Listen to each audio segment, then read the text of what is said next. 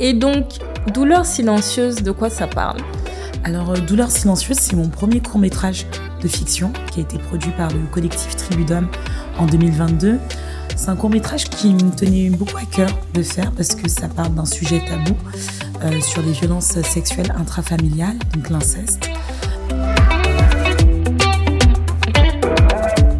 Hello les amis, bienvenue dans le nouvel épisode de Real Talk Real Shit. Aujourd'hui, c'est un épisode un peu particulier parce que je reçois une compatriote, Aïcha Diaby. Donc Aïcha est réalisatrice. Tu as plusieurs casquettes. Hein. Elle est je vais prendre la principale qui est réalisatrice et maman également.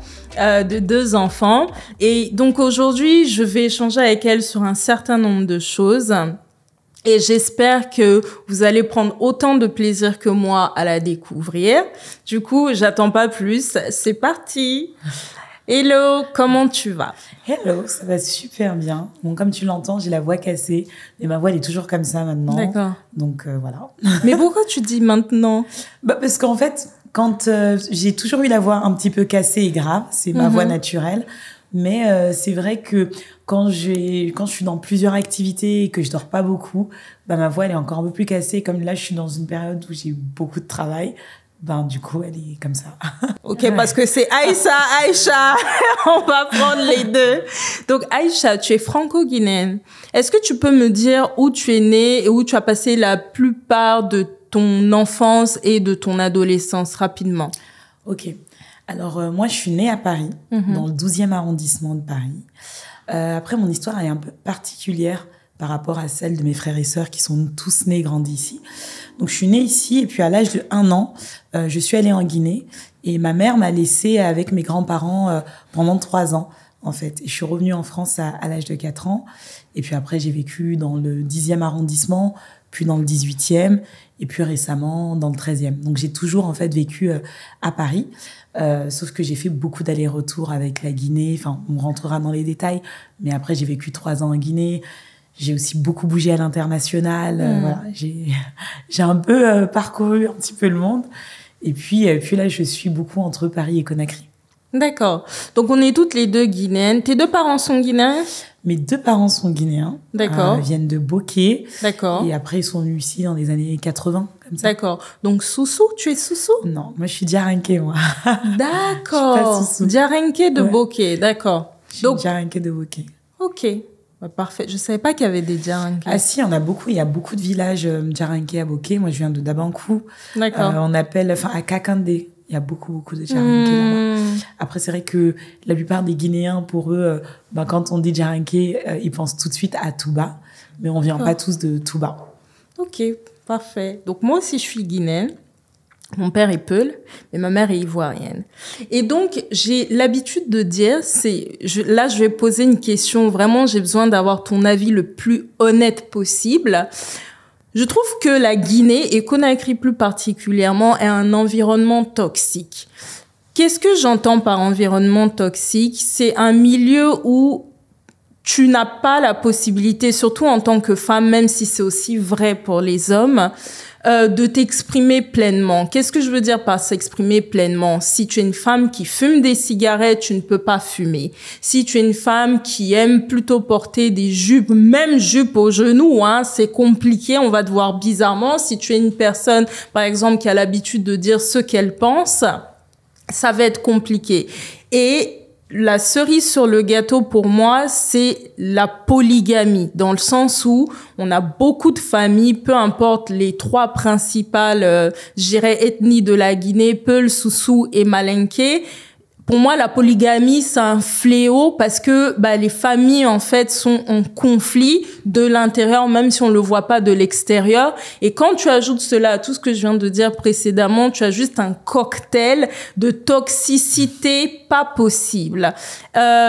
Donc, qu'est-ce que toi, tu penses? Est-ce que tu partages le même avis ou tu as une vision un peu différente? Alors moi, mon avis, il est un peu mitigé sur ça. Je pense que tout d'abord, la Guinée, c'est un pays musulman. Donc, qui dit pays musulman, c'est sûr que 95% de la population est quand même musulmane en Guinée. Donc c'est sûr que dans les pays musulmans, il y a certains préceptes qui fait que tu peux pas aller là-bas avec des mini-jupes. Enfin, même si tu peux les porter sur la plage, les gens les portent sur la plage. D'autres personnes, des personnes étrangères aussi, portent des shirts ou des mini-jupes. Ça choque pas tant que ça, mais c'est quand même un pays musulman. Et si toi, en tant que Guinéenne, tu débarques là-bas en mini-jupe en plein jour, c'est sûr que ça va étonner les gens et ça va les choquer un petit peu, parce qu'il y a cette dimension religieuse qui fait que même les personnes chrétiennes, quand tu remarques en Guinée, tu vois pas qui est musulman, qui est chrétien. Parce que la plupart des gens sont tous habillés pareil, en tissu, en wax. Et ce genre de coutume, de pratique, je le vois aussi au Sénégal. Quand je vais là-bas, je vois pas de jeunes filles en mini-jupe en pleine journée. Elles sont toutes habillées avec des pannes parce que ça fait partie de la culture. Et je pense qu'il y a ça aussi à respecter. C'est comme quand on part dans des pays musulmans, au Maroc ou en Algérie, il y a aussi ça, bien qu'il y a un côté touristique qui fait qu'ils soient moins choqués de voir des filles en mini-jupe. Donc je pense qu'il y a cette part-là du fait qu'il y a une culture qui est là. Après, on peut remettre en cause, on peut en parler, etc. Mais il y a cette culture et c'est un fait. Ce qui concerne la polygamie, toujours, la Guinée, c'est un pays musulman. L'islam autorise la polygamie. Donc, il y a beaucoup de gens qui prennent des femmes alors qu'il y a quand même des conditions à respecter dans l'islam pour prendre 1, 2, 3, 4 femmes. Ces conditions sont souvent pas respectées, on va se le dire, en Guinée. Donc, pour le droit des femmes, enfin voilà, on est d'accord pour le droit des femmes. Moi, je trouve que la Guinée, on n'y est pas encore. Voilà. Pour te dire, on n'y est pas encore parce qu'il y a plusieurs... quand tu disais, on peut pas totalement s'exprimer, on peut pas fumer quand on est une femme dehors, c'est des choses qui sont entièrement vraies parce que c'est du mal vu. On est encore dans une société où la femme, elle doit avoir un certain comportement, où la femme, elle a un rôle, en fait, à jouer. C'est-à-dire, à partir du moment où t'es une femme, t'es pas un individu, t'es d'abord un rôle. T'es une petite fille, donc on s'attend à ce que tu te comportes comme ceci, comme cela. Tu deviens une jeune femme, on s'attend à ce que tu te maries. Tu deviens une femme mariée, on s'attend à ce que tu fasses ce fameux don de soi, que j'aime appeler, c'est-à-dire que tu donnes à fond pour ton mari et que tu donnes à fond pour tes enfants. Mais toi, en tant qu'individu de femme, tu disparais. Mais ça, moi, je le vois pas que en Guinée. Pour moi, en France, c'est la même chose aussi. Peut-être pas au même stade, mais je le vois. Et ça, à n'importe quel stade, que ce soit des femmes d'origine africaine, que ce soit des femmes purement françaises, je vois cette notion du don de soi, cette notion de rôle qu'on donne aux femmes et cette notion du si je fais ça, je suis mal vue, en fait. Tu vois, je trouve que c'est quand même... C'est pour ça que je suis nuancée. C'est vrai qu'en Guinée, parfois, on peut se dire c'est assez toxique parce que t'as l'impression d'être tout le temps jugée, t'as l'impression que justement, t'es une femme, donc on t'attribue un rôle, on s'attend à ce que tu sois comme ceci. Et quand tu n'es pas dans ce cadre-là, soit t'es rejetée, soit on te pointe du doigt, tu vois. Oui, moi, je pense aussi que c'est au-delà des femmes parce que comme je te disais tout à l'heure, alors oui, j'ai pris l'exemple pour commencer des femmes, mais c'est quelque chose aussi que je vois chez la plupart de mes amis hommes et même chez mes cousins. Parce qu'en Guinée, tu vas arriver à un certain âge où on va te forcer à te marier. Beaucoup aujourd'hui sont dans des mariages dans lesquels ils ne sont pas heureux. Donc, la tromperie, l'adultère, ça y va à gogo. Tu as aussi, pour retourner à l'exemple des femmes, je connais plein d'amis, bon, je dirais pas d'amis, mais des copines, des cousines qui sont indépendantes dans le sens où elles ont fait des bonnes études, notamment à l'étranger, que ça soit dans d'autres pays d'Afrique ou en Occident, qui ont un bon travail ou qui ont un travail décent qui les permettent, en fait, qui leur permet aujourd'hui de quitter le cocon familial. Mais on refuse cela sous prétexte qu'elles ne sont pas mariées. Et ce qui me dérange fondamentalement, c'est qu'on met tout cela sous le couvert de l'islam. Parce que c'est vrai que la Guinée est à 95% musulmane. En revanche, dans les faits, les 95% musulmanes, mais dans les textes et au niveau légal, c'est un pays qui reste laïque. Et c'est la raison pour laquelle, jusqu'à maintenant, certes, il peut y avoir des personnes qui protestent pour X ou Y raison, mais ça n'a jamais été, je dirais, le cœur des protestations n'a jamais été une histoire de religion. Parce que le pays est fondamentalement laïque, même s'il y a une grosse proportion de musulmans. Et donc, c'est la raison pour laquelle je me dis, mais à quel moment, quand on voit comme ça une génération, visiblement, qui ne va pas accepter la même chose que ses parents, on continue d'essayer d'imposer les mêmes dogmes. Et pour moi, c'est vrai pour les hommes comme pour les femmes. Parce qu'aujourd'hui, par exemple, pour les hommes, on pourrait dire qu'ils sont capables de boire. Sauf que l'islam, parce qu'ils sont musulmans, ils ne doivent pas boire. Alors, t'en vois plein dans des bars et dans des hôtels qui vont te prendre des verres de vin et qui vont mettre des mouchoirs autour. Et je trouve ça d'une profonde hypocrisie. Du coup, je me dis, bon, c'est notre pays, on le prend et on l'aime comme il est. Mais moi, de manière profonde, je trouve que c'est toxique et c'est pas quelque chose pour être ivoirienne, par exemple, que je retrouve en Côte d'Ivoire, où là, les gens sont un peu plus libérés. Et ça me dérange qu'on continue de mettre tout cela sous le couvert de « Ah bah oui, tu sais, on est musulmans, donc on peut pas faire X ou Y ». Tu vois ce que je veux dire? Après, la Côte d'Ivoire, c'est un pays quand même qui est beaucoup plus mélangé en matière religieuse que l'islam. Je pense que ça doit être 50-50, tu vois. Donc, je pense que il y a pas les mêmes enjeux. Quand tu vas en Côte d'Ivoire, quand il y a 50% de la population qui est chrétienne et qui a le droit de boire, il y a une certaine forme de, ils sont libres, quoi, de boire. Tandis qu'en Guinée, c'est quand même 95% de la population, je rappelle, qui est musulmane. Donc, il y a déjà cette omerta qui fait que, on n'a pas le droit de boire quand t'es musulman, t'as pas le droit de faire certaines choses, etc. Et du coup, les gens, ils vont pas montrer ça parce qu'ils en ont honte. Mais moi, je le retrouve, ce genre de pratique où les gens mettent des mouchoirs parce qu'ils assument pas forcément ce qu'ils font. Dans beaucoup de pays musulmans, que ce soit en Mauritanie aussi, beaucoup il y a ça. C'est qu'en fait, je trouve qu'on est une génération où les gens naviguent entre plusieurs identités. On est une génération qui est assez complexe. On a plein de contradictions, etc. Et ces contradictions, parfois, les gens ne les assument pas, en fait. Tu vois, ne les assument pas. Et du coup, on se retrouve à une certaine forme d'hypocrisie dans la société. Et ça, on le voit bien. Mais comme je le dis, pour moi, ça me choque pas. C'est pas que je suis une défendrice de la Guinée, mais c'est que, en fait, c'est des pratiques que je revois dans d'autres pays où ça n'assume pas, mais pourtant ça dit je suis ceci, je suis cela, tu vois. Ah oui, complètement. Je pense que la France est championne sur ça. Exactement. Ok. Ça fait une belle transition, je pense, pour ton film Douleur silencieuse. Pourquoi une belle transition? Parce que ce qui est intéressant dans le film, et tu vas nous dire rapidement de quoi il s'agit, c'est que tu disais que même si les protagonistes sont africains, c'est quelque chose qu'on retrouvait dans toutes les cultures. Exactement. Et donc, Douleur silencieuse, de quoi ça parle? Alors, Douleur silencieuse, c'est mon premier court-métrage de fiction qui a été produit par le collectif Tribu d'Hommes en 2022. C'est un court-métrage qui me tenait beaucoup à cœur de faire parce que ça parle d'un sujet tabou sur les violences sexuelles intrafamiliales, donc l'inceste. C'est un sujet qui concerne, comme je le disais, toutes les communautés et toutes les sociétés du monde parce que c'est un sujet qu'on peut retrouver partout. Après, moi, ça m'intéressait de parler de ce sujet-là à l'intérieur de nos familles africaines parce que c'est la cellule que je connais le mieux. Mais j'arrêtais pas de le répéter que cette même histoire, j'aurais pu la faire dans une famille norvégienne, dans une famille américaine ou indienne, ça aurait été la même chose. Parce qu'il y a toujours un tabou sur l'inceste, sur les violences sexuelles, peu importe où nous sommes sur la planète. On a toujours on a toujours cette impression que la victime est invisibilisée. C'est-à-dire que on fait en sorte que, on n'aide pas, à mon avis, les victimes à parler, à briser le tabou, parce que c'est quelque chose d'honteux, parce qu'on ne veut pas briser l'harmonie des familles, on ne veut pas déshonorer les familles, et du coup, on voit que les victimes, elles gardent ça pour elles, et en fait, elles vivent avec une douleur silencieuse, en fait. Et donc, c'est un petit peu ça que j'ai voulu raconter, sortir de ce tabou pour donner un peu l'image et raconter, en fait, ce que vit une victime à l'intérieur de sa famille quand elle vit ce genre d'horreur, en fait. Comment a été accueilli ton court-métrage en Guinée, justement, où normalement, on n'est pas censé parler de ces choses qui dérangent, bien que c'est vrai aussi dans d'autres pays. Mais comment ça a été accueilli lorsque tu l'as projeté?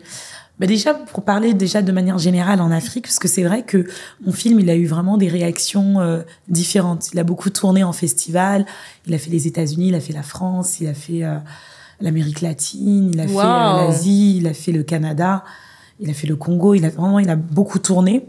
Et moi, pour les projections où j'étais là, en France, c'était toujours très fort. Donc les gens ils étaient là, mais c'est intense, c'est fort. Et en Afrique, la première fois que je l'ai projeté, en tout cas en Afrique, c'était au Sénégal, donc au Festival international du court-métrage de Dakar. C'est là où j'ai eu un prix d'ailleurs de la mise en scène et du scénario, et j'en étais très fière. Et en fait, je m'attendais pas du tout à la réaction du public. La projection s'est effectuée, je voyais des petits sourires. Parfois, les gens, ils comprenaient en fait très vite certaines subtilités du film que quand tu es dans la culture ouest-africaine, t'arrives à capter très vite. Donc, je pense que chez les jeunes, ça leur résonnait. Et puis après, j'ai eu une standing ovation de 5 minutes. Les gens n'arrêtaient pas d'applaudir. Et je m'attendais pas du tout à ça parce que mon film, parfois, c'est un peu provocateur, c'est un peu tampon. C'est-à-dire que je représente quand même un homme du savoir islamique qui va abuser un petit peu de sa nièce, quoi, tu vois. J'avais peur de la réaction, justement, des personnes en Afrique, parce que je me suis dit, est-ce qu'ils vont pas mal l'interpréter? Est-ce qu'ils vont pas sentir que c'est un peu ostentatoire ou je sais pas, des choses comme ça? Et en fait, pas du tout. Les gens l'ont très bien compris et beaucoup de femmes sont venues me voir et m'ont dit, ouais, ça m'a touchée, etc. Maintenant, en Guinée, quand je l'ai projeté, c'était dans le cadre de mon festival Ciné Nomade. Oui. Donc déjà, moi, j'étais une boule vraiment d'émotion. Et je l'ai projeté la première fois au CCFG. Ça a eu son avant-première au Centre culturel franco-guinéen. Donc devant le ministre de la Culture, devant vraiment pas mal de personnalités politiques, publiques aussi. Et quand je l'ai projeté, j'ai eu une des femmes, je citerai pas son nom, qui a un haut poste, qui est venue me voir avec des larmes, vraiment, elle pleurait. Elle me dit, mais ce que tu racontes dans ton film, j'ai eu ça il y a même pas quelques mois, en fait. Tu racontes ça, quelque chose de tellement vrai, de se faire harceler, de se faire agresser sexuellement par des personnes de ton entourage, et tu ne peux pas parler. Tu ne peux pas parler parce que si tu parles déjà, t'as ton déshonneur de toi-même, parce que la sexualité féminine, c'est quelque chose d'extrêmement tabou. Donc, quand les gens apprennent que toi, tu as été agressé sexuellement, à la place que ce soit l'homme qui soit sali, c'est toi qui es sali dans ton honneur, tu vois. Et ça, c'est quand même un paradigme à changer, tu vois. Et en tant que victime, tu ne peux pas parler parce que tu as peur de la réaction des gens, tu as peur d'être ostracisée, d'être mise à l'écart, etc. Et puis surtout, tu as peur de casser l'harmonie, en fait, des familles, parce que souvent, c'est des choses qui se passent en famille, en fait. Donc, ça m'a beaucoup touchée. Et puis après, on a fait des projections de rue, donc en plein air. Et là, j'avais des réactions aussi coup de poing de petites filles. J'avais fait un partenariat avec l'association des clubs des jeunes filles leaders de Guinée, qui est une association très active qui défend les jeunes filles victimes de violences sexuelles partout sur le territoire. Et elles ont, je pense, entre peut-être 13 et 25 ans maximum, tu vois. Wow. Et elles sont sur toute l'étendue du territoire, elles ont grave la patate. Et donc, c'est elle qui essayait d'animer les projections. Et du coup, elle posait la question, elle disait, qu'est-ce que vous avez retenu du film?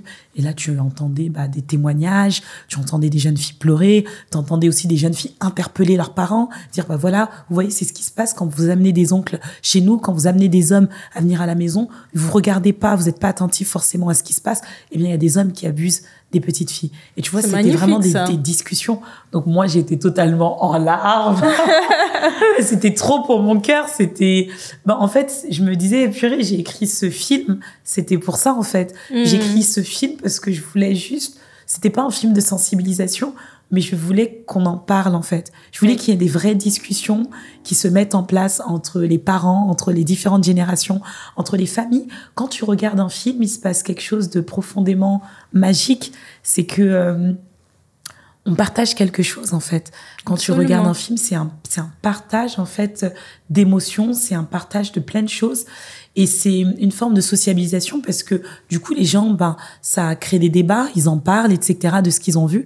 Et là, c'est ce qui s'était passé, en fait, avec nos projections de rue, c'est que Douleur silencieuse, les gens, ils en parlaient autour d'eux. Ça crée une petite graine dans la tête, ça crée peut-être une petite graine aussi chez les parents de se dire, je devrais peut-être me méfier, je devrais peut-être poser des questions à mes filles, etc. Et c'est exactement ce que je voulais faire. C'est vraiment juste, faire en sorte qu'on parle de ce sujet. C'est tout. Mais je pense que c'est justement une des puissances de l'art. J'avais reçu Sébastien Faye, donc, qui est le réalisateur d'Alain Foka, dans un des premiers épisodes du podcast. Et je lui posais la question de savoir si, pour lui, l'art était capable justement de transformer les pensées, de transformer le regard que les personnes portent sur le monde. Et il disait qu'absolument, quel que ça soit la photo, que ça soit l'écriture, que ça soit la cinématographie, oui, c'est un des piliers ou un des objectifs même de l'art. Donc ça, c'est hyper bien. Surtout le cinéma. Pour moi, le cinéma, c'est un outil extrêmement puissant pour changer les mentalités. Non, mais le cinéma, c'est vraiment un outil très, très puissant. Et c'est pour ça qu'on voit que les États-Unis, ils l'ont totalement... Enfin, Hollywood, quoi. Ouais. Bon, ça, on va en parler plus tard. Mais je veux dire... non, mais ça veut dire...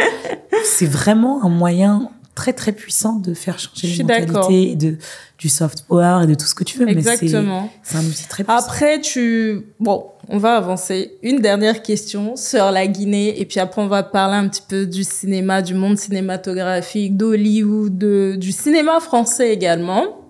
Et puis, on va essayer de conclure avec le petit jeu. Et j'ai une surprise aussi pour toi. Alors, dernière question sur la Guinée.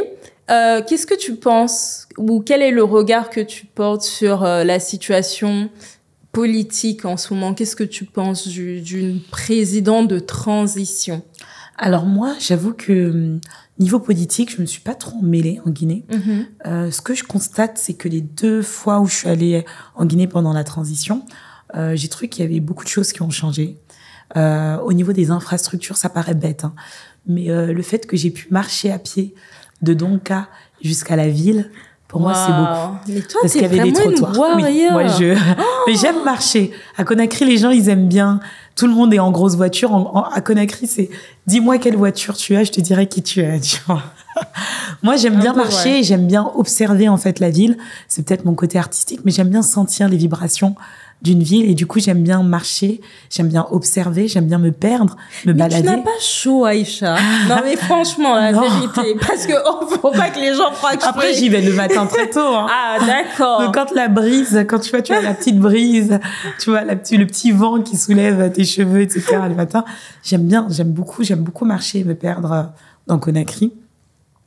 Et du coup, moi, ça m'a fait super plaisir de voir ça. Donc, je vois en tout cas qu'il y a les gens ont l'air il y a l'air d'avoir une bonne dynamique, en tout cas. Je sens, moi, une bonne dynamique parce que j'ai fait beaucoup de temps en Guinée et à Conakry. Et là, je sens qu'il y a de l'envie. Il y a de l'envie pour amener le pays devant. Maintenant, je sais pas comment ça va finir, comment ça va se passer, mais je sens l'envie. Et quand il y a l'envie, ça donne envie d'accompagner et en tout cas de se donner à fond. Après, moi, ce que j'aime, c'est que la culture, on n'est pas politique. Moi, quand je fais mon festival, je veux pas que ce soit politique. Je veux que ça reste un événement culturel et je veux que ce soit un rendez-vous, en fait, des grands cinéastes, etc. Je veux pas parce qu'en Guinée, je trouve que tout est très politique. C'est-à-dire que même quand tu vas dans une librairie, fais l'exemple d'aller en librairie un jour, en Guinée, tu verras que la plupart des œuvres qui sont éditées, ce sont tous des œuvres politiques. C'est-à-dire, ce sont que des analyses. Il n'y a pas vraiment de romans d'aventure, il n'y a pas de romans. C'est très, très peu. Il y a une minorité. Je dirais peut-être 5% de romans. Et puis tout le reste, c'est que des analyses politiques. Tu vois. Donc, le pays est profondément politique et je pense qu'il faut changer un petit peu tout ça, amener un peu de culture, parce que la Guinée, de base, c'est un pays culturel, avec les ballets africains, avec les cirques, avec la musique guinéenne, avec tout ce qu'on fait. La Guinée, c'est d'abord un pays culturel. Je pense qu'il faut un petit peu remettre ça à sa juste valeur. Mais j'ai compris que c'est ce à quoi tu travailles, donc très bien. Ouais. On fait de belles transitions. Donc, le cinéma... Alors, je voudrais commencer directement avec la question de la représentation. Parce que la représentation, pour moi, elle est importante. Je me suis longtemps posé la question parce que, tu sais, aux États-Unis, ils disaient oui, il faut plus de noirs dans les castings, il faut plus de noirs devant, mais aussi derrière pour raconter mieux les histoires, pour sortir des films, en gros, où on donne les rôles principaux aux noirs, mais où c'est principalement des films de l'esclavage ou du sortir de l'esclavage. Et je me suis dit, bon, ok, de la représentation, parce que concrètement, on a un monde où on a plusieurs types de peau, on a plusieurs nationalités, etc. Mais en fait, aujourd'hui, à bientôt 34 ans, j'ai compris qu'en fait, la représentation, c'est Donner la chance à ceux qui arrivent ou aux plus jeunes de juste se représenter. C'est pas qu'une question de dire on va checker la case et de se dire que la diversité est représentée parce que c'est tout simplement l'image du monde. La représentation est importante parce que si tu ne te vois pas, tu ne peux pas rêver ou aspirer Exactement. à ces histoires ou à ce mode de vie ou à ces ambitions-là. Donc, une fois que ça c'est dit, pourquoi on n'y est toujours pas en France? Hello les amis, je prends quelques minutes de votre temps juste pour vous remercier de regarder cette vidéo-là. Et comme d'habitude, s'il vous plaît, pour encourager ma chaîne YouTube, il est important de partager cette vidéo, parler, dites-moi ce que vous en pensez en commentaire. Et dernière chose, abonnez-vous et activez la cloche pour les notifications, comme ça vous regardez toutes les dernières vidéos. Et bye bye! Bonne question. On se bat tous les jours pour ça. Bonne question. Je pense que il y a beaucoup de choses en fait. Pour réaliser ton film, tu as besoin de producteurs, tu as besoin d'entreprises, de boîtes de production. Et malheureusement, je pense qu'il y a aussi pas beaucoup de boîtes de production qui sont faites aussi par des gens comme nous. Et il en faudrait de plus en plus. Parce que quand tu produis, tu peux réaliser aussi les films à la manière dont tu veux. Et puis, mine de rien, le cinéma, c'est un secteur qui est très fermé. Il y a beaucoup d'entre-soi dans le cinéma. C'est beaucoup toujours les mêmes qui font les mêmes films, qui sortent tout le temps au cinéma ou qui sont pris à Cannes, etc., etc. Ça commence à changer, mais c'est très petit. Ça avance tout doucement. Et je trouve que on est quand même une nouvelle génération. Moi, je suis une toute petite encore dans le truc. Je suis encore toute nouvelle dans le game, comme on dit. Mais je trouve qu'il y a quand même beaucoup de réalisateurs. Il commence à avoir vraiment des réalisateurs et des réalisatrices émergents, des différentes représentations, des Noirs, des personnes d'origine maghrébine, des personnes d'origine asiatique. De plus en plus, on commence aussi à s'accaparer nos récits. Parce que, et ça, on le voit que les plateformes aussi bousculent un petit peu tout ça. Absolument. Parce qu'il y a aussi le fait de dire, j'ai envie de raconter une histoire, mais est-ce que tu as aussi une certaine forme de légitimité pour raconter cette histoire? Parce que on a souvent vu les films de banlieue, qui sont forcément réalisés par des personnes qui n'ont jamais connu la banlieue et qui sont là à fantasmer cette banlieue et qui mettent de la drogue et du machin tout le temps. Et la seule manière, quand tu vois des films du cinéma où tu vois des Noirs et des Arabes, c'est d'ailleurs des films de banlieue ou dans des films de migration. Oui. Et pour une jeune fille, moi je prends mon cas, qui a grandi à Paris, qui a fait ses études, qui aspirait en tout cas à des postes cadres, etc. Ce que j'ai fait, je me voyais pas en fait à la télé. Je me disais mais moi je suis pas une migrante, je suis pas machin. Mais toujours, c'est à ça qu'on nous renvoie dans le cinéma français. Oui, et nous, on est fatigués. Et on est fatigués. Et on est fatigués. C'est pour ça que là, je pense qu'il y a vraiment, en tout cas, moi, je sens ça du côté des réalisatrices de Maïmouna Doucouré, de José Njembe, Alice Diop récemment. Donc, on voit qu'il y a de plus en plus de jeunes réalisatrices, de jeunes femmes, qui s'accaparent nos récits. Et comme elle le disait, Alice Diop, on n'est pas un effet de mode, on n'est pas de passage, on sera là, donc regardez-nous bien là, parce que je pense qu'il y aura une vague de raz-de-marée là, et on arrive en trompe, tu vois, parce qu'on a besoin de raconter de nouveaux récits, on a besoin de raconter nos récits, on existe, on fait partie de ce paysage français. Et je pense que ça peut piquer certains, mais que les gens le veuillent ou non, nous sommes français et on a besoin nous aussi de raconter nos histoires. Et nos histoires, elles existent et elles prennent place aujourd'hui dans notre société contemporaine, quoi. Et moi, quand je vois des films ou quand je vois des choses où je vois que des blancs, je me dis mais c'est pas possible, sortez dehors et regardez en fait comment c'est cosmopolite et comment en fait on n'est pas assujetti en fait à des stéréotypes. Aujourd'hui, tu vois des médecins noirs, tu vois des chanteurs asiatiques, je veux dire tout est mélangé et je pense qu'on a besoin de voir ça aujourd'hui dans nos films de plus en plus. Et c'est ce qui est en train de se passer, mais c'est lent, quoi. Ouais. Concrètement, quand tu veux, donc toi, t'es réalisatrice, comment ça se passe quand tu veux faire un film? Parce que ce que j'ai compris, c'est que les réalisateurs, vous avez beaucoup de subventions. Donc, personne ne vient en gros avec son argent ou est sponsorisé par, je sais pas moi, un chef d'entreprise ou ou un entrepreneur qui va mettre de l'argent et qui va dire, ben, ok, tu as besoin, je sais pas, moi, je dis n'importe quoi, hein, 1 million d'euros pour produire ce film-là. Moi, je le finance à 50%. Et après, toi ou des personnes qui sont autour de toi peuvent le financer. Je dis n'importe quoi, mais ma question ultime, c'est comment on finance un film quand on est réalisateur ou noir en France? Bah, comme tout le monde, j'ai envie de dire. En fait, il y a plusieurs manières et ça dépend quel type de film tu fais. Si tu fais un court-métrage, par exemple, les courts-métrages, c'est souvent des personnes débutantes. Après, il y en a qui font ça et qui sont réalisateurs de courts-métrages et c'est un choix, ils font que des courts-métrages et c'est leur choix. Mais généralement, quand tu veux commencer dans le cinéma ou dans la création audiovisuelle, les personnes commencent par le court-métrage. Et pour le court-métrage, il y a plusieurs types de financement. Tu peux avoir des aides du CNC, parce qu'en France, on est souvent auteur-réalisateur. On écrit et en même temps on réalise des films. Enfin, je vais pas rentrer dans les détails parce que ça serait trop long à raconter. Et du coup, tu as plusieurs types de financement. Il y a des gens qui n'ont pas de producteur. L'idéal, c'est d'avoir un producteur. Il faut trouver un producteur. Quand tu as un producteur, c'est le producteur qui va chercher les financements pour réaliser ton film.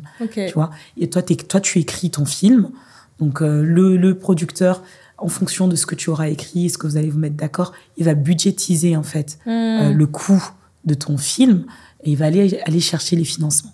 C'est ça. Normalement, c'est un producteur qui va aller chercher les financements pour pouvoir réaliser ton film. Il faut le trouver maintenant, ce producteur. Ouais, après ça, c'est pas évident. C'est le producteur qui va pouvoir miser sur ton film. Parce que c'est comme, c'est miser, en fait. C'est un risque aussi pour eux, surtout pour des jeunes auteurs, de truquer. Donc, l'idéal, c'est d'avoir un producteur. Si t'as pas de producteur, mais il y a des gens, ce qu'ils font, c'est soit ils font des crowdfunding, soit ils font soit ils font du bric-à-broc, donc ils filment eux-mêmes, ils se débrouillent, etc.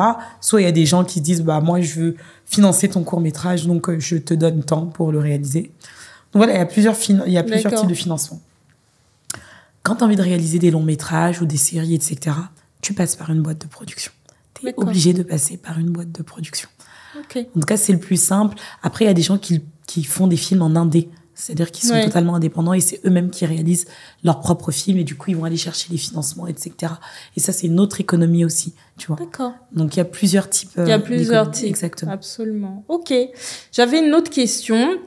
C'est à quand est-ce qu'on a un film comme Girls Trip, un truc fun en fait sur ça arrive. Non mais franchement parce que moi je n'en peux plus de la cité, du drame où on ne représente en fait que la peau noire sous des histoires je vais utiliser le mot noir mais pour dire plutôt malheureuses ou en gros qui font pitié ou qui dénotent une certaine tristesse. Quand est-ce qu'on a un truc fun? Parce que des jeunes femmes noires ou des jeunes hommes noirs qui parcourent le monde, qui vont dans des hôtels 5 étoiles, dans des resorts, qui font la fête, ou des femmes noires qui ont des hauts postes aujourd'hui, on en a.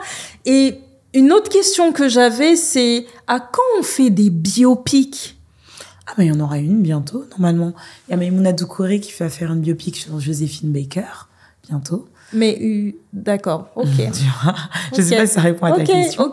Mais je comprends totalement ce que tu veux dire et c'est vrai qu'il y a beaucoup de... Après, souvent, les premiers œuvres, c'est souvent sur soi, donc c'est souvent du drame.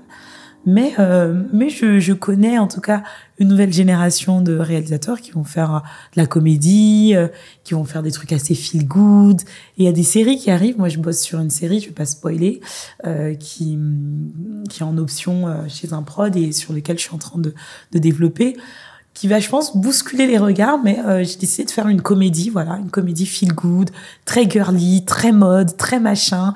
Et où je mets en scène des personnes qu'on ne voit pas forcément à l'écran. Et j'en dis pas plus, parce que sinon je vais spoiler.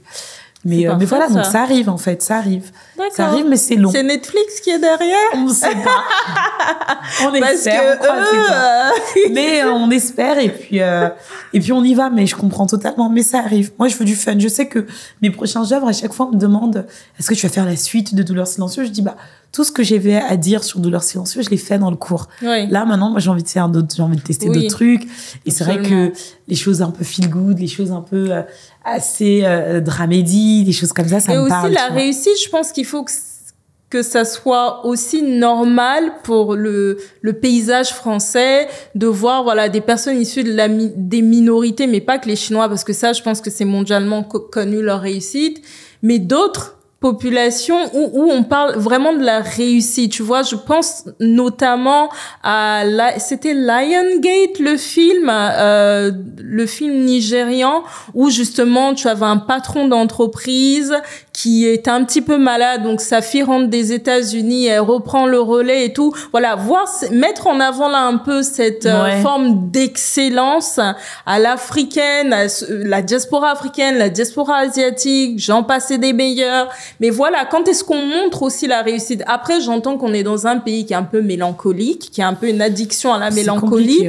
Donc, c'est un petit peu compliqué. C'est compliqué aussi en tant que réalisateur noir, réalisatrice aussi. J'en connais plein qui font ce genre de remontée. Quand tu écris certains types de scénarios, voilà, qui sortent du lot comme ça, bah, en France, t'as des producteurs qui ont du mal encore, tu vois, ça.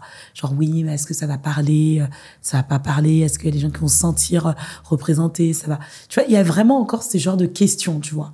De se dire, bah, j'ai envie de raconter d'autres types d'histoires, j'ai envie de sortir des représentations ou des stéréotypes qu'on voit. Il y a encore des producteurs qui vont te demander si c'est pas trop avant-gardiste, tu vois, pour la France. Tu vois, on en est là. 2023. C'est pour ça que, pour changer le game, il faut aussi des producteurs et des productrices noirs ou arabes ou machin, tu vois. Et ça commence pour changer le game, pour changer les représentations. Je pense que c'est à tous les échelles qu'il faut. Exactement. C'est à tous les échelles. Parce qu'aujourd'hui, les prods, c'est eux qui ont le gros pouvoir, mais il faut aussi que on ait nos productions, je pense. Je pense que c'est très important. Et aux États-Unis, c'est ce qui s'est passé. Bah quand oui, on avec Shonda Oprah, Rhimes, avec sa boîte de production, enfin, tu vois, et qui fait des films comme les Bridgertons, enfin, des séries comme ça. Ben, parce qu'elle a sa boîte de prod. Donc, ça pèse, tu vois. Donc, il faut aussi, je pense, savoir nos boîtes de prod. Donc, les amis, je pense que vous avez compris. Il nous faut les boîtes de prod.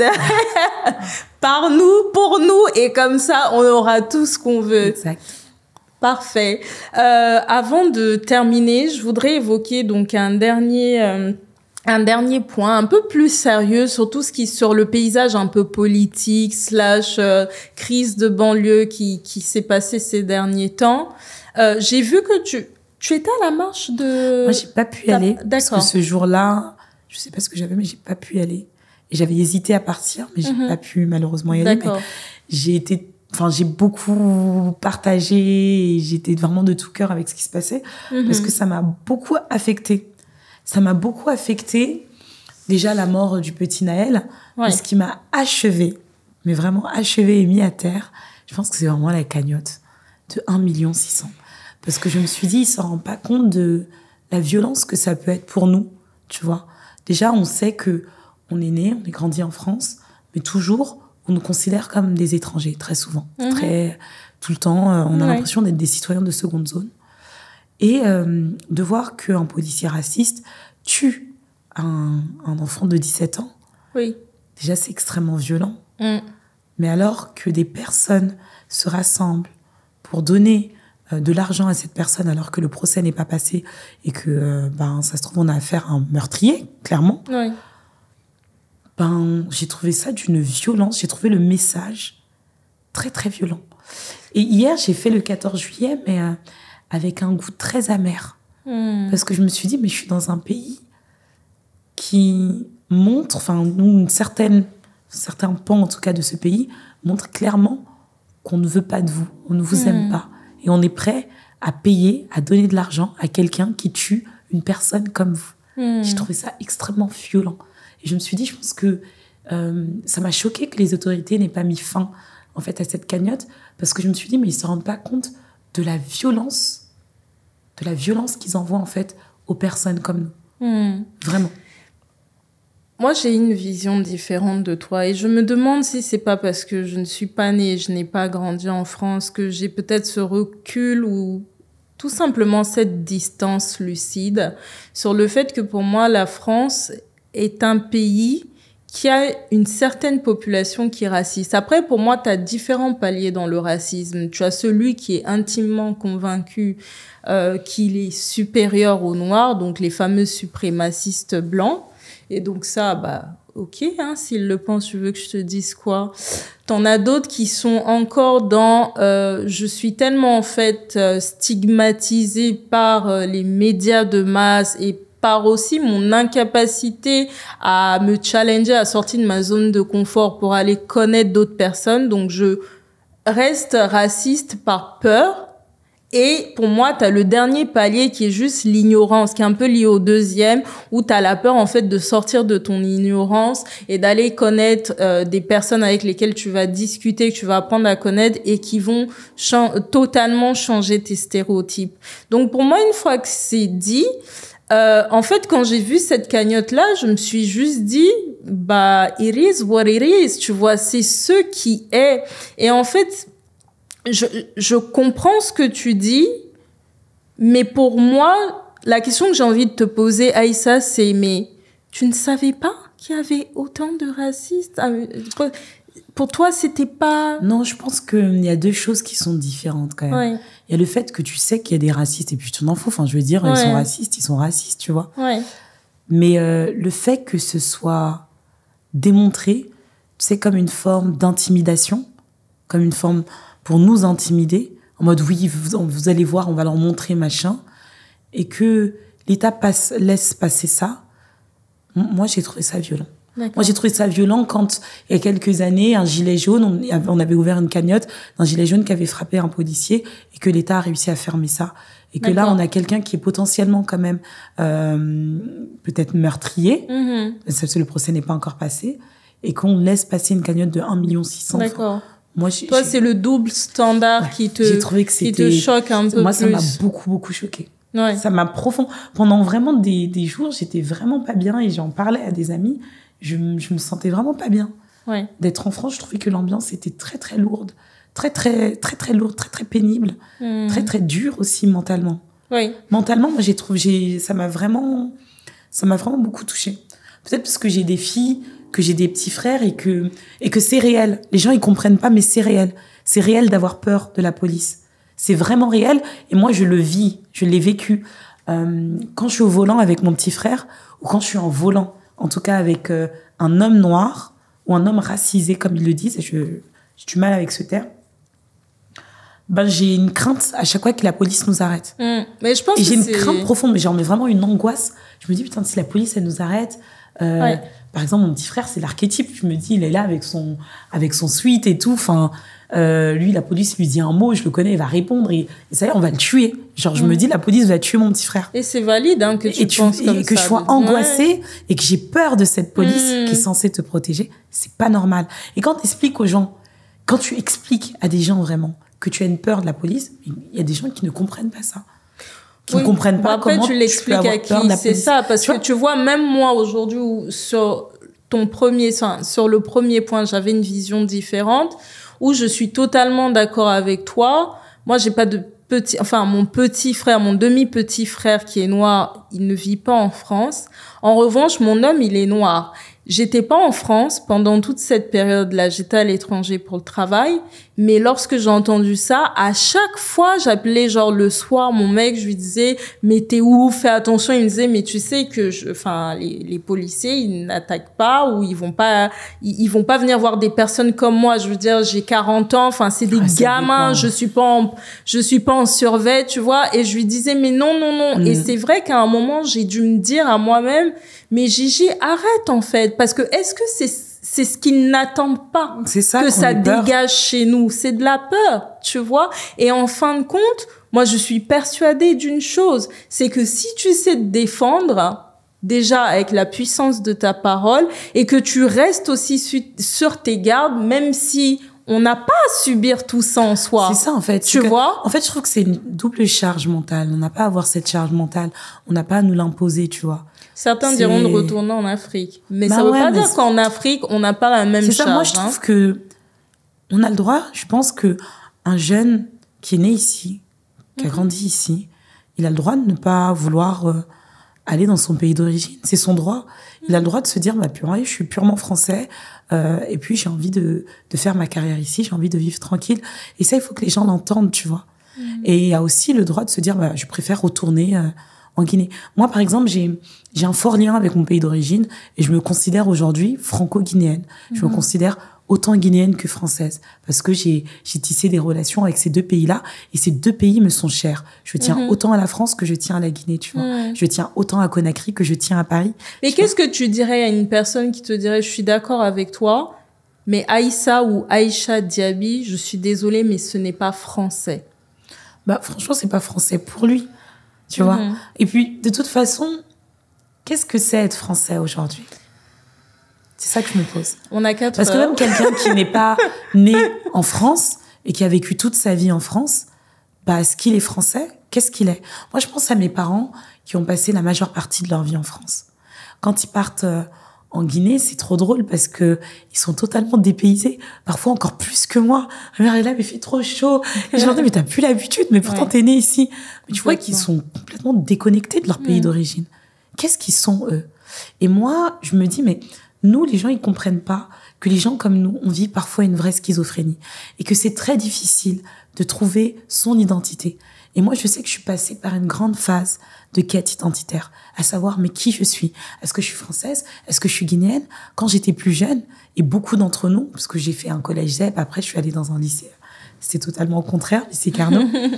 Mais dans ce collège-là, la plupart d'entre nous, on disait, ouais, je suis malien, moi je suis guinéenne, moi je suis sénégalaise, moi je suis algérien, moi je suis marocain. Et on était là et on était fiers de dire, bah, on est de nos pays d'origine, tu vois. On se sentait pas français. Ouais. Et ben moi, je peux te dire que quand je suis allée en Guinée, c'est là que je me suis sentie hyper française. Et que j'ai senti que j'étais pas forcément véritablement guinéenne. J'avais pas forcément les codes, j'avais pas forcément les mêmes valeurs, j'avais pas forcément la même manière de penser. Et je me suis dit, ah, mais en fait, ouais, je crois bien que je suis française aussi, tu vois. Absolument. Et pendant tout ce temps, pour moi, j'étais que africaine et que guinéenne. Maintenant, les gens, ils ont beau l'entendre, j'ai envie de savoir, j'ai envie de dire, mais qu'est-ce que c'est être français? Qu'est-ce que c'est être africain? Qu'est-ce que c'est, en fait? Est-ce qu'on n'a pas le droit d'être qui on veut, au final, tu vois? Il y a beaucoup... C'est très compliqué, c'est très complexe. Et je pense qu'il faut pas lésigner sur la difficulté que ça peut être de naviguer entre plusieurs identités. Exactement. Et je pense qu'encore plus quand tu fais partie de quand tu as deux parents qui sont de deux cultures différentes, parce que par exemple nous, mes frères et moi, on a grandi dans deux cultures différentes. C'est-à-dire que on a autant la culture guinéenne que la culture ivoirienne. Si tu me poses au sein d'un milieu guinéen, je reprends l'accent, je suis 100% guinéenne, tu me mets dans un pays, dans un milieu ivoirien, pareil, j'ai l'accent, les manières, etc. Mais à chaque fois que je vais ouvrir la bouche pour dire oui, mais ma mère ou mon père n'est pas du pays dans lequel je suis, directement, tu sens que t'es pas 100%. Ouais, t'es pas 100%. Et tu sais, moi j'ai grandi t'es en Guinée, on te dit que t'es ivoirien, tu vas en Côte d'Ivoire, on te dit que tu es guinéen, ensuite tu viens en France ou tu vas aux États-Unis, après on te dit toi t'es comme les blancs. Donc ouais, c'est pareil, mais là tu vois, c'est... À un moment t'es obligé de te former une carapace et oui, ça passe inévitablement par un travail sur soi. Moi, j'ai fait un travail de coaching pour comprendre c'est quoi mon identité, pour sortir, en fait, les avantages de cette double culture. Parce que ce que les gens aussi doivent comprendre, c'est que c'est une puissance. C'est ça, c'est une puissance. La multiculturalité, c'est une puissance de fou. C'est une puissance. Moi, j'en joue énormément. Exactement. Parce que là où toi, on peut te poser en Guinée ou on peut te poser en France et tu connaîtras les codes des deux et tu seras capable de naviguer dans les deux, quelqu'un, un Français pur souche, n'est pas capable de faire cela, tu vois. Donc, ça reste pour moi un outil puissant. Exactement. Maintenant, comment l'utiliser pour nous et pas contre? Parce que moi, pour revenir et pour clore le sujet sur ces violences policières, et je pense que les gens vont m'assassiner pour ce que je vais dire maintenant, mais je le dis quand même, c'est toujours quand le policier va s'approcher d'un jeune de cité et c'est la réponse que ces jeunes ont qui moi m'interpelle. Si tu sais qu'une personne vient pour te planter un couteau dans le cœur, Aïcha, est-ce que t'es pas censé justement prendre ce recul-là et te dire et être en full conscience et te dire j'ai intérêt à faire attention à ce qui va sortir de ma bouche, 2 à comment je vais me comporter et 3 je suis peut-être prêt à prendre le pire, mais je n'ai pas envie que le pire qui est la mort pour moi m'arrive, tu vois. Je vais prendre un exemple concret. J'ai pas vu toute la vidéo sur ce qui s'est passé pour le frère d'Adama, mais la façon dont il a réagi, je me suis dit, tu vois, c'est comme si on te tend le bâton et tu le prends directement. Même si dans tous les cas, on ne peut pas gagner. C'est-à-dire que même si tu te comportes bien, il y a peut-être une chance sur deux qui te tapent pas dessus parce que leur idée dans la tête, c'est de te taper dessus. Donc moi, pour clore ce que je disais, c'est quand j'ai vu cette vidéo avec le frère d'Adama et qui disait je bouge pas, je me suis dit mais frère, parce que c'est mon frère. Qu'est-ce que tu fais? Tu sais qu'ils sont venus là pour te faire du mal. Pars, parce que la façon dont ils l'ont plaqué sur le sol. T'imagines, ils partaient, donc ça fait déjà 2 pour leur maman. Et aucune mère, Aïcha, aucune mère veut voir son enfant partir, homme comme garçon. Elle préférait, ma mère à chaque fois, elle me dit, Gigi, je dis à ton frère à chaque fois, je préfère que moi, et je le dis à chacun d'entre vous, je prie que Dieu me prenne avant qu'il prenne chacun d'entre vous. Bah oui. Donc, voilà, c'est comment ils réagissent en face de la police. Je pense que c'est beaucoup plus complexe que ça. Je pense que là, on rentrera dans un sujet. Je pense que c'est beaucoup plus complexe que ça. Moi, je pense pas qu'on puisse blâmer ou qu'on puisse... Je pose la question, je blâme pas, oui, je pose la question. Moi, je trouve que c'est assez complexe. En fait, il y a tellement une défiance envers la police. Il y a tellement... En fait, il y a tellement plus de confiance. Il y a une confiance qui s'est rompue. Il y a plus de... Il y a une colère aussi. Il y a une colère avec ce qui s'est passé. Les jeunes sont en colère. Moi, j'ai été étonnée de voir des gens dire « Ouais, les émeutes, les gens, ils cassent, les jeunes, ils cassent, ça fait honte, etc. » et tout ça. J'ai envie de dire, quand les gens se révoltent, il n'y a pas une façon de se révolter. Il n'y a pas une manière classe, une manière civilisée de se révolter. La colère amène à des incivilités. La colère amène à la révolte. La colère amène les gens à faire des choses parce qu'ils ont besoin de montrer leur colère. Ils ont besoin de casser ces institutions qu'ils ne comprennent pas aujourd'hui. Tu vois? Donc moi, je me suis dit, OK, il y a ça, mais ce qui se passe là, ce qu'on dit, les émeutes, les révoltes, ben, ça dit quelque chose. C'est une réponse aussi. Essayons de comprendre ce qui se passe, en fait. Parce que là, je pense qu'on n'y est pas du tout en France. La France a besoin de se regarder en face, de se poser des questions en face et d'y répondre. Et pas seulement de blâmer des jeunes qui sont là à casser les choses parce qu'il y a eu ça. Je pense qu'il y a un vrai travail sociologique, en fait, à faire en France. Il y a une vraie réflexion. Parce que là, ça va pas du tout.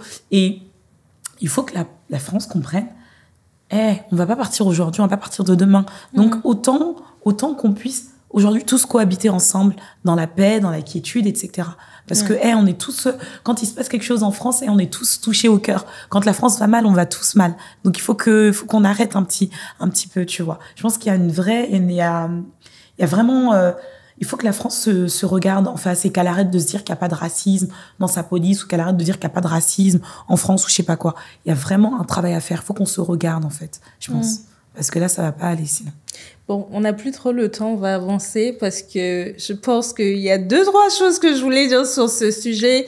Mais comme j'ai dit, c'est peut-être trop complexe, même pour toi et moi. Ouais, c'est trop complexe. En plus de la question précédente que j'ai posée, Aïcha, moi, je me pose vraiment la question de savoir si il faut pas juste qu'on tire les leçons de ce que les Américains ont vécu et continuent de vivre jusqu'à maintenant et les leviers qu'ils ont activés. Et le levier que les Noirs américains ont activé et continuent d'activer, c'est le levier économique et financier. Et c'est pour ça que je me dis, oui, tu as la révolte, tu as différentes personnes qui jouent un rôle différent dans une situation et je comprends tout ça. Mais moi, j'essaie toujours de voir sur le long terme. Et sur le long terme, on nous entendra quand on pourra taper sur la table. Et on pourra taper sur la table parce qu'on sait que quand on tape sur la table, on est écouté parce que derrière, on a besoin de nous, tu vois. Et ça, pour moi, on a la responsabilité de le construire. Parce que sinon, ça continuera comme ça. Ils n'en ont absolument rien à faire.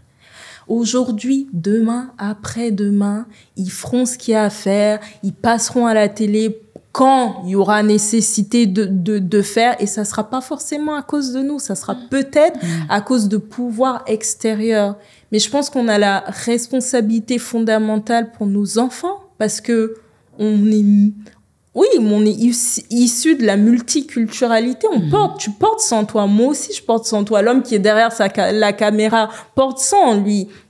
On a la responsabilité d'avoir cette vision-là sur le long terme, je pense. Bon, let's go pour le jeu. Alors, on a donc le jeu en face de toi. Okay. Tu vois ce que c'est ou pas? Non. Aïcha, my goodness. Alors, en face de toi, c'est donc un couple qui est sur Instagram. C'est un de mes couples préférés où ils échangent sur plusieurs questions liées au couple notamment, mais pas que. Et donc, c'est une page que je suis. Et ils ont fait un jeu.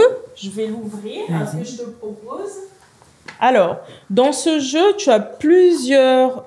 tu as 3 couleurs. Tu as donc 2 bleus et rouges. C'est des questions, en fait, sur les relations de manière générale, qui sont plus ou moins pimentées. Et donc, tu t'imagines bien que le rouge... J'essaie de pas tomber sur le rouge, alors. Donc, je vais séparer le jeu et je te laisse prendre une carte et tu ne seras pas seul. Je me prête aussi au jeu, sinon ça serait pas sympa. Et je t'invite aussi à acheter le jeu parce que le jeu est vraiment très sympa. Tu as des questions qui sont un peu gênantes, mais moi j'ai le droit de pas répondre si c'est trop gênant. Non, faut que tu répondes. Moi, je joue avec mon chéri et c'est un jeu aussi que tu peux utiliser avec tes amis lors d'une soirée à part ou d'une soirée entre amis tout simplement. Tu plais safe, toi. Comment faut-il entretenir son couple? Alors moi je dis